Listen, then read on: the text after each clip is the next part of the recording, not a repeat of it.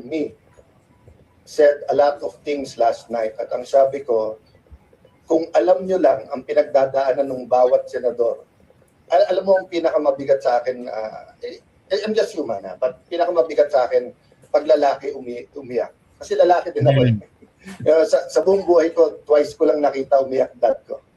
Nung EDSA Revolution and then one more time. 2 beses ko lang nakita umiyak ang dad ko. Nung nag-pass away dad ko, yung minuto na nag-pass away siya, lalabas yung luha sa mata ko, sinabihan ako ng uncle ko, you're the man of the house, you have to take charge. Kumbaga, hindi ka pwedeng umiyak. So makita ko yung kapwa senador na umiiyak, na may kaso sila, na hindi sila guilty, pero pinipilit silang sumunod. Mabigat sa akin yon. So hindi ko isa-isahin kung sino-sino yung mga yon. Yung isang binanggit ko nga kanina, walang kaso. Pero natakot na mabanggit ni Senator Lacson. That's the reality we're doing now. So I ask all of you, akala ko ba, sabi niyo, ang gusto niyong mga senador, Salonga, Tanyada, Recto, Miriam Defensor Santiago, okay, then help us. Because that's not what is happening now. Diba?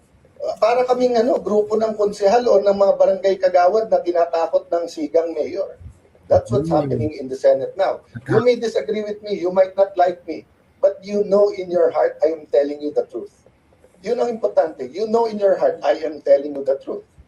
So that's my reaction. I'll keep to myself my feelings, but I tell you honestly, Jesse, I will be praying for him.